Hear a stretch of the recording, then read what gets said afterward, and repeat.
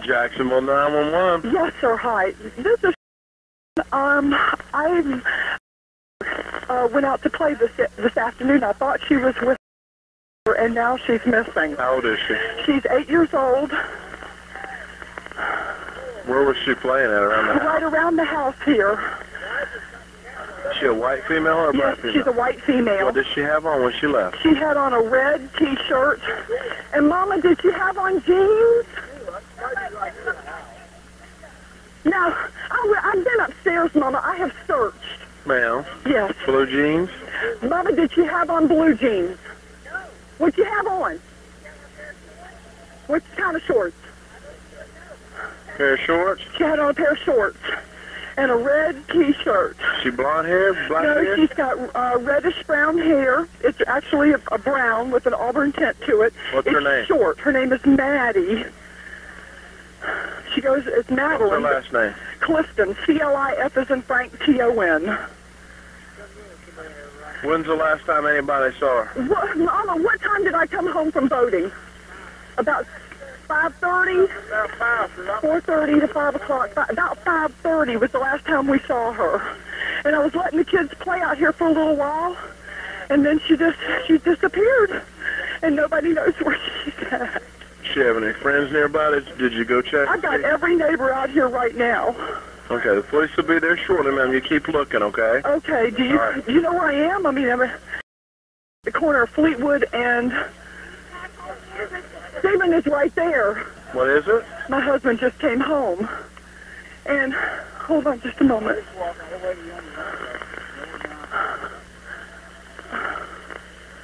Honey, Maddie is gone. No. Okay, my husband just pulled up, but she's not with him, of course. Okay, the police are going to be there shortly, ma'am, okay? Thank you. Bye-bye. Bye. Essa ligação que nós acabamos de ouvir foi feita por Sheila Clifton, mãe de Matt Clifton. E quando essa ligação foi feita, ninguém poderia imaginar que o final seria tão trágico e tão brutal.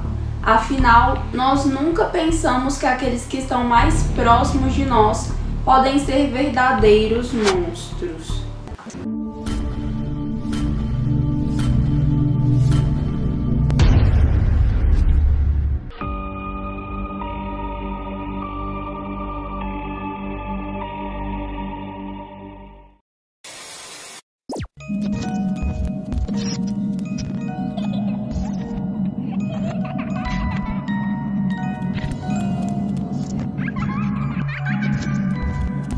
Oi, Little Homes! Tudo bem com vocês, folks? Bem-vindos ao Yellow Tape, o seu canal de crimes reais e histórias bizarras. Eu sou a JBB, a sua contadora de histórias criminais e casos polêmicos. Então, se vocês se interessam por esse tipo de conteúdo, eu peço que vocês se inscrevam no canal, porque isso vai me ajudar pra caramba.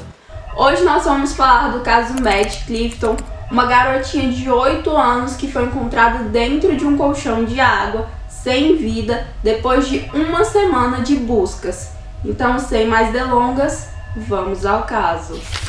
Era 3 de novembro de 1998, em Jacksonville, Flórida, Estados Unidos, quando Madeleine Ray Clifton, na época com 8 anos, foi dada como desaparecida. Mas antes que a gente possa avançar no desaparecimento, vamos retroceder um pouco para que a gente possa conhecer melhor a Matt. Ela era uma criança amável, sempre sorridente, que morava com os pais, a avó e a irmã mais velha, a Jessie, que era basicamente a sua melhor amiga. A Maddie amava dançar, principalmente balé. Ela tocava piano e adorava praticar esportes. Em resumo, ela era uma criança saudável, carismática e energética. E foi sendo essa criança animada que a Matt começou o dia 3 de novembro de 1998. Ela foi para a escola, brincou com os amigos, voltou para casa, lanchou, praticou piano por 20 minutos e entre 2 e 3 da tarde ela pediu sua mãe e a avó para deixá-la brincar com os amigos, visto que essa era uma prática recorrente. A mãe da Maddie estava ocupada quando ela pediu, mas como já era algo normal, tanto ela quanto a avó autorizaram. Então a Maddie saiu batendo de porta em porta para ver quais dos amigos dela queriam brincar, mas especificamente naquele dia parecia que todos os amigos dela estavam ocupados e nenhum pôde se juntar a ela, de modo que ela começou a brincar sozinha. Mas eventualmente alguns amigos e vizinhos apareceram para brincar e eles decidiram migrar para o quintal de um deles para jogar golfe. Contudo, depois de um tempo jogando, eles ficaram sem bola e para a brincadeira não acabar, a Maddie se ofereceu para ir até a casa dela e pegar algumas bolas que ela tinha. Mas a Maddie nunca mais voltou e aquela foi a última vez que ela foi vista com vida. Em algum ponto, os amigos dela desistiram de esperar e cada um foi para a sua respectiva casa, achando que a Maddie simplesmente tinha feito o mesmo. Enquanto isso, a mãe da Maddie terminava o jantar, achando que a filha ainda estava brincando com os amigos. Então, quando deu mais ou menos umas 6 da tarde, ela pediu a Jess para ir chamar a Maddie para que ela pudesse limpar e ficar pronta para o jantar, pois estava quase no horário do pai dela chegar em casa e eles tinham o costume de jantar juntos. Sendo assim, a Jess pegou a bicicleta e saiu pelo bairro procurando a Maddie, só que ela não viu nenhuma criança brincando e a Maddie também não respondia aos chamados dela. Ela deu a volta no bairro inteiro 3 vezes, sempre gritando o nome da Maddie, mas nenhum sinal dela. De modo que a Jess resolveu voltar para casa e informar toda a situação para a mãe dela e imediatamente a Sheila entrou em desespero, pois aquilo nunca tinha acontecido. Então ela não perdeu tempo e já começou a ligar para todo mundo, mas ninguém tinha visto a Maddie. A Sheila ficou muito desesperada, mas antes de pensar o pior, ela decidiu fazer uma busca própria. Então ela saiu pelo bairro inteiro junto com a Jess, gritando o nome da Maddie. E toda aquela comoção fez com que os vizinhos saíssem nas portas e depois de saberem o que tinha acontecido, eles se juntaram às buscas. Mas nada. Ninguém conseguia encontrar a Maddie. Então, finalmente, a Sheila teve que ligar para a polícia e relatar o desaparecimento de sua filha mais nova, de apenas 8 anos de idade. Logo, vários carros da polícia chegaram lá e imediatamente as buscas foram iniciadas com vários vizinhos ajudando. Mas a noite se passou sem nenhum sinal da Maddie. Mais dias se passaram e a polícia não tinha nenhuma pista. Todos os vizinhos afirmaram não ter visto nenhuma pessoa estranha, nenhum carro diferente, nada. E isso fez a polícia concluir que provavelmente a pessoa que havia raptado a Maddie era alguém da própria vizinhança, de modo que nesse momento todos se tornaram suspeitos. E por conta disso a polícia começou a pesquisar mais sobre a vida de todos que moravam nas redondezas e uma pessoa se destacou. Um homem de 45 anos chamado Larry, que 20 anos antes havia sido acusado de agressão sexual por 2 mulheres. As queixas foram retiradas pouco tempo depois e ele nunca foi julgado ou condenado, mas isso fez com que ele se tornasse uma variante de preocupação aos olhos da polícia. E um fato agravava ainda mais esse cenário, pois não só o Larry morava a apenas 3 casas de distância da Maddie, como ele havia sido uma das últimas pessoas a vê-la com vida, pois ele era uma das pessoas que estava jogando golfe com a Maddie. Ele e um garoto mais ou menos da mesma idade da Maddie. O Larry foi levado para interrogatório e desde o princípio ele afirmou sua inocência. E tanto o garoto que estava com eles quanto outros vizinhos próximos confirmaram a versão do Larry, de que ele ficou esperando a Maddie voltar com as bolas de golfe e quando ela não voltou, ele foi para dentro de casa. Só que a polícia ainda não estava totalmente convencida, de modo que eles decidiram colocar o Larry para fazer o teste do polígrafo e ele não passou. A polícia então revistou a casa do Larry, mas nada suspeito foi encontrado, não havia nenhuma prova que o ligasse a Maddie. Mas por precaução, a polícia o manteve na lista de pessoas de interesse. E apesar dessa suspeita em cima do Larry, a Jess e outras crianças disseram que o Larry não era uma má pessoa, que na maioria das vezes tinha um adulto que ficava com as crianças justamente para que nada de ruim acontecesse. E o Larry era um desses adultos. Além disso, as crianças disseram que ele nunca tinha feito ou falado nada de estranho que geralmente ele era só um cara legal e engraçado. A polícia então resolveu investigar o Justin, que era o garoto que estava jogando golfe com o Larry e a Mad. Pois, pelo que foi dito, o Justin havia se oferecido para levar a Mad até a casa dela e depois trazê-la de volta para onde eles estavam jogando golfe. A Jess confirmou que o Justin havia ido com a Mad até lá e que ele havia ficado conversando com ela enquanto ela praticava piano e a Mad procurava as tais bolas de golfe. Contudo, como a Mad estava demorando muito tempo para encontrar as bolas de golfe, o Justin resolveu voltar sem ela e eles combinaram que quando a Mad encontrasse as bolas, que ela voltaria também. A Mad ficou procurando as bolas de golfe até umas 4 ou 5 da tarde, mas quando ela não encontrou nenhuma bola, ela resolveu voltar sem as bolas mesmo. E essa foi oficialmente a última vez que a família dela a viu. E agora é preciso trazer à luz que a linha do tempo entre esse momento que ela foi vista pela família e o momento do desaparecimento dela era bem pequeno. E a distância geográfica menor ainda. Pois, como eu disse, a casa do Larry, que era onde eles estavam jogando golfe, ficava a apenas 3 casas de distância da casa da Mad. Mais dias se passaram e nesse ponto tanto Larry quanto Justin haviam sido colocados de lado na lista de suspeitos, o que significa que a polícia não tinha nada, e a cada segundo que passava eles ficavam mais preocupados e o cenário ficava ainda pior, de modo que eles decidiram pedir a ajuda do FBI. O FBI já entrou no caso organizando um esquema de proteção 24 horas para a Jess, porque havia uma possibilidade da pessoa que levou a Mad também estar planejando levar a Jess. E eles organizaram diferentes tipos de buscas. Havia uma equipe procurando pela Mad e outra procurando o corpo dela. Além disso, haviam cães farejadores e cães especializados especificamente em encontrar cadáveres. E complementarmente a essas buscas, a família se juntou aos vizinhos e amigos e eles conseguiram oferecer uma recompensa de $50 mil para informações que levassem a Mad ou ao retorno seguro dela. Vários cartazes de pessoas desaparecidas foram espalhados, as pessoas mostravam a foto da Mad para os carros nas estradas, a polícia dava coletivas praticamente todos os dias, os pais da Mad deram entrevistas fazendo apelos para o retorno da filha e praticamente todo mundo se juntava para fazer vigílias de oração. E mesmo com todos esses esforços, eles continuavam em um beco sem saída. Não haviam suspeitos, pistas ou provas. Era desesperador. E assim o caso permaneceu até 10 de novembro de 1998. Exatamente uma semana após o desaparecimento de Mad Clifton.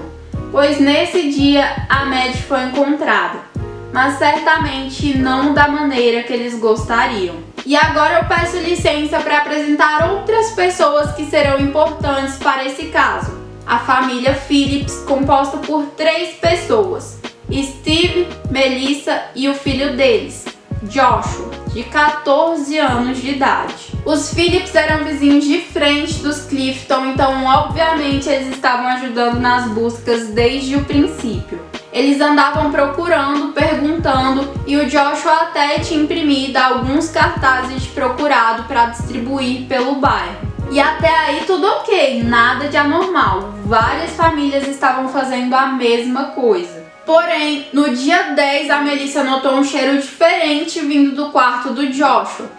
Como ele tinha muitos pássaros que ficavam lá e ele também acumulava bastante lixo, às vezes realmente ficava com mau cheiro quando ele não limpava direito, mas nunca havia ficado daquela forma.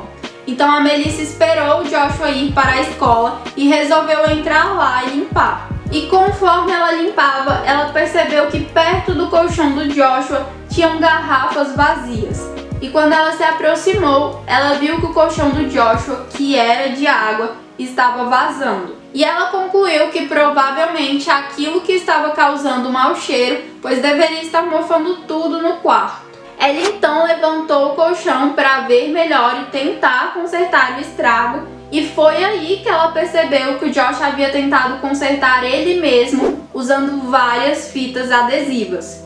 E grudada nessas fitas, mais na parte lateral, tinha uma meia branca. Ela tentou puxar a meia para ver o tamanho do estrago no colchão, mas a meia não saía de jeito nenhum.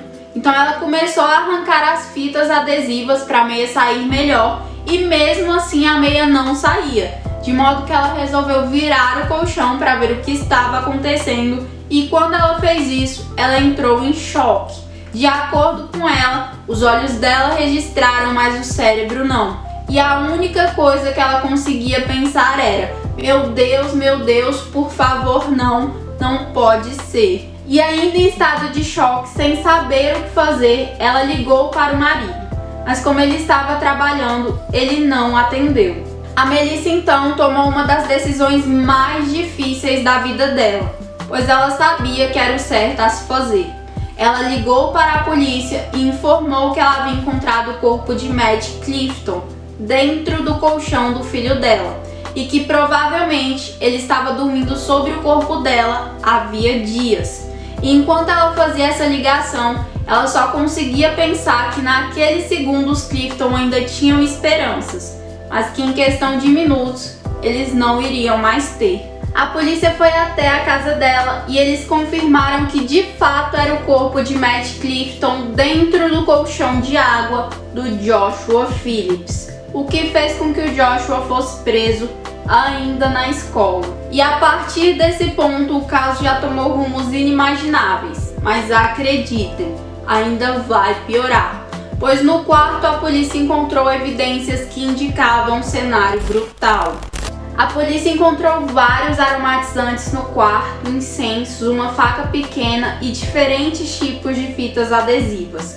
Mas a pior parte foi encontrar os tênis do Joshua sujos de sangue, um bastão de beisebol também com sangue e sangue no teto do quarto. E confirmar que todo esse sangue pertencia a Matt. E não bastasse isso, a polícia percebeu que o Joshua havia posicionado um dos cartazes de pessoa desaparecida na estante de livros dele, de modo que a foto da Matt ficasse meio que olhando para ele ou ele olhando para ela. O que me dá calafrios só de pensar. Ainda mais se a gente considerar que ele estava literalmente dormindo sobre o corpo dela. E outra coisa perturbadora foi encontrada lá. Uma foto da Jess que havia sido roubada da casa dos Clifton.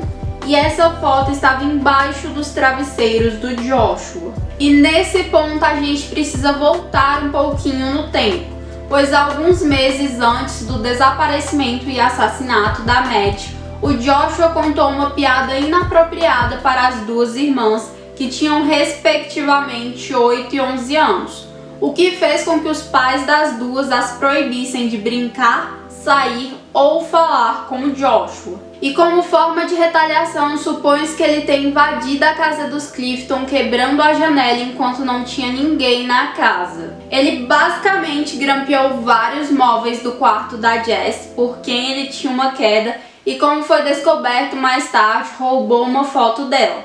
Os Clifton não tinham certeza se era o Joshua, mas eles acreditavam que sim, e essa suspeita se intensificou quando eles encontraram o Joshua no quarto da Jess, quando as garotas não estavam em casa. E agora eu vou dar uma opinião pessoal, pois no meu ponto de vista, 3 anos não é uma diferença tão considerável assim, se ambos já tiverem atingido a maturidade física e emocional. Em outras palavras, sejam adultos capazes de consentir. O que definitivamente não é o caso de uma criança de 11 anos. Então essa queda do Joshua pela Jess era sim preocupante, pois os dois estavam em momentos diferentes da vida. O Joshua era um adolescente com a mentalidade bem mais desenvolvida quando comparada a de uma criança de 11 anos. E eu não vou nem comentar o quão bizarras foram essas invasões ao quarto dela. Mas voltando ao caso, Joshua Patrick Phillips externamente parecia um garoto normal, que ia bem na escola, tinha vários amigos, praticava esportes, tinha pais amorosos e teve uma infância normal. Todavia, como nós sabemos, ele era o assassino da Matt, e quando ele foi levado para interrogatório, ele não hesitou ou titubeou, ele contou tudo o que ele havia feito. Ele disse que a Mad o havia chamado para brincar com ela, mas que ele não aceitou porque os pais dele não deixavam receber pessoas em casa quando eles não estavam lá. Mas passado um tempo ele se arrependeu de ter recusado porque ele estava entediado, então ele foi procurar a Mad e a encontrou brincando sozinha. De modo que ele a convidou para brincar com ele no quintal da casa dele e a Mad aceitou. Eles começaram a jogar beisebol, só que em algum ponto da brincadeira, o Joshua acidentalmente acertou uma bola bem no meio do rosto da Mad, o que fez com que ela começasse a chorar e o Joshua entrasse em pânico, pois os pais dele chegariam a qualquer momento e eles não ficariam nada felizes. Adicionalmente, ele estava preocupado em se meter em problemas com os pais da Mad, pois ele sabia que eles não gostavam muito dele. Então ele decidiu levar a Mad para o quarto dele para tentar acalmá-la, mas ela não parava de chorar e ele começou a gritar com ela e tentar silenciá-la, o que fez com que ela ficasse assustada e chorasse ainda mais. E foi nesse momento que ele pegou o taco de beisebol e a acertou 2 vezes na cabeça. E sem saber o que fazer com o corpo, ele o escondeu dentro da cama dele. Como eu imagino, vocês devem ter percebido alguns furos na história do Joshua. E não foi só a gente, a polícia também percebeu. Para começar, a Mad passou algumas horas brincando com o Larry e o Justin e ela só ficou sozinha depois disso quando ela estava retornando de casa para brincar com os dois de novo. Segundo, a autópsia contava uma história totalmente diferente. A Mad havia sido estrangulada com um fio por 15 minutos. E mesmo assim, isso não a matou. Então o Joshua pegou um taco de beisebol e a atingiu 2 vezes na cabeça. E foi aí que algo aconteceu. Provavelmente ele ouviu o pai ou a mãe chegando porque ele parou o que estava fazendo e colocou a Mad dentro do colchão, acreditando que ela já estava morta. Todavia, minutos depois de falar com os pais como se nada tivesse acontecido, o Joshua voltou para o quarto e lá ele ouviu a Mad gemendo de dor. Sim, a Mad ainda estava viva. E me dói só de pensar o quão confusa, o quão machucada ela estava. E mesmo assim ela estava lutando para viver. E o Joshua, se mostrando ainda mais cruel, retirou o corpo da Mad de dentro do colchão e a esfaqueou 11 vezes, até ter certeza de que ela havia morrido. E só então ele a colocou de novo no colchão de água. E existe uma teoria que nunca foi confirmada, mas a mera possibilidade dela ser verdadeira me parte o coração. Alguns patologistas acreditam que a Mad ainda estava viva por pelo menos alguns minutos quando ela foi colocada essa segunda vez dentro do colchão, pois a mão dela estava posicionada de uma forma que indicava uma tentativa de sair do colchão de água. E eu sei que esse caso já ultrapassou os limites da crueldade, mas tem um fator que agrava tudo ainda mais e piora uma situação que já parece um pesadelo. A Mad foi encontrada quase totalmente despida. Ela estava apenas com as meias e com a blusa levantada até essa região dos ombros e pescoço. As roupas dela estavam ao lado dela, também dentro do colchão, e o Joshua teve a ousadia de dizer que as roupas dela saíram sozinhas enquanto ele a arrastava e a colocava dentro do colchão. E eu falo ousadia porque a história dele não faz o menor sentido. Eu nunca vi nenhum short ou roupa íntima saindo sozinhos, ainda mais se tiver um tênis no caminho. E de acordo com o Joshua, o tênis só caiu depois das roupas. Além disso, a blusa da Mad estava completamente erguida e as roupas dela foram colocadas antes dela dentro do colchão, o que não batia com a versão do Joshua. E para finalizar, a blusa da Mad não tinha nenhum furo, enquanto o torso dela tinha 9 furos de faca, o que significa que as facadas foram dadas depois que a roupa dela já havia sido retirada. E conforme a polícia fazia buscas no computador do Joshua, eles descobriram que ele havia assistido vídeos adultos, se é que vocês me entendem, 30 minutos antes do assassinato e 30 minutos depois de tirar a vida da Mad de maneira brutal. Esses vídeos eram violentos e alguns envolviam crianças, então assim, eu não sei nem o que dizer. não foram encontradas evidências que indicassem agressão sexual no corpo da Mad, o que não necessariamente significa que não houve, nem que ele não se excitou ao fazer isso. E depois de todos esses atos hediondos, ele se juntou às buscas pela Mad, sabendo que ela nunca mais retornaria. E essa foi a teoria final formulada pela polícia. No dia 3 de novembro de 1998, após não encontrar nenhuma bola de golfe em casa, a Mad saiu pela segunda vez com a intenção de voltar a brincar com Larry e o Justin. Porém, conforme ela andava, ela viu Joshua no quintal da casa dele e resolveu pedir algumas bolas de golfe emprestadas porque ela sabia que ele tinha.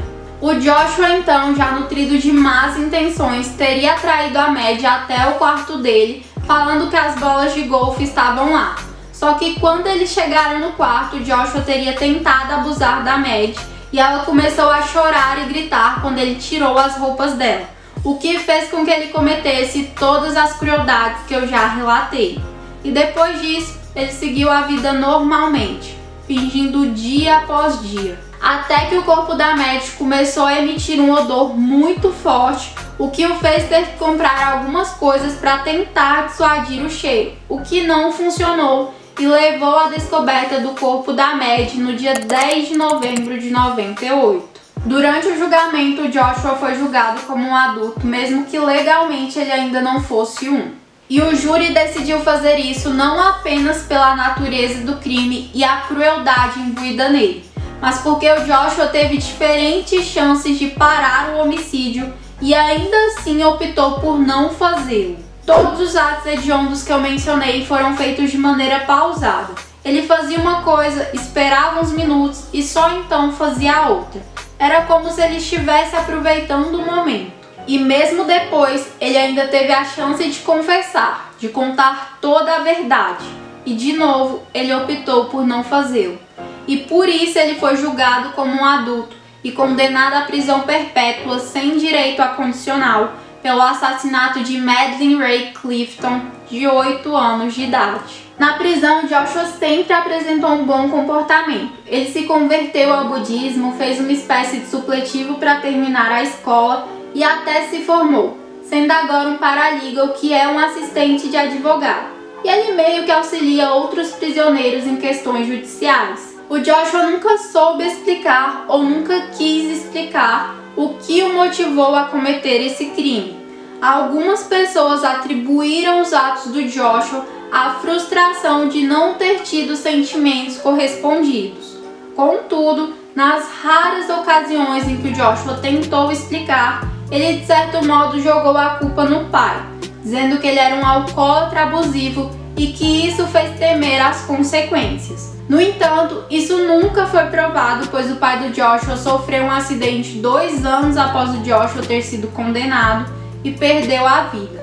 E todos que conheciam a família do Joshua disseram que ele teve uma infância normal e feliz. E sendo honesta, se isso for verdade, é sim algo horrível, algo que nenhuma pessoa deveria passar, muito menos uma criança, mas não explica nem justifica o que ele fez com a Mad. O Joshua faz acompanhamento psicológico, psiquiátrico, além de terapias, e de acordo com os profissionais, ele é sim um homem mudado, o que o fez entrar com um pedido de revisão de pena em 2017. Esse pedido foi negado e ele foi novamente condenado à prisão perpétua, sendo que ele pode fazer um novo apelo em 2023, quando completar 25 anos que ele está preso, pois houve uma mudança na lei em 2012 que tornou ilegal que menores de idade fossem condenados diretamente à prisão perpétua. Durante esse apelo de 2017, o Joshua disse o seguinte: I don't pretend to know or understand your pain or to grasp the void that I have created in your lives. I can say this: I do understand pain. I have become quite intimate with suffering. As I've grown up, I have learned the value of life. I have learned to see the beauty and joy in a world full of strife and experience the truth of unconditional love. I wish to God that I could have known this or understood it when I was 14. Had I then, none of this would have come about. I had no clue what life meant, what death meant, nor the depths of suffering that could follow one act. I had no inkling of how long that suffering could last. I hadn't lived long enough to understand the time involved or what really suffering was. I did something horrible. I'm so sorry. I'm so sorry for what happened. Enquanto a Jess falou: Forgiveness is not in my hands. I am a Christian. I believe in God. And I feel like at the end of the day, that's not my job. She doesn't get a chance to walk on this earth again, so why should he? É isso, Little Homes, eu espero que vocês tenham gostado. Esse caso é bem pesado, é de partir o coração e me dói pensar nos horrores que essa garotinha enfrentou. Se vocês tiverem sugestões de casos, deixem nos comentários que eu vou adorar saber as sugestões de vocês e a opinião de vocês sobre os vídeos em geral. Não esqueçam de se inscrever, se cuidem e até a próxima!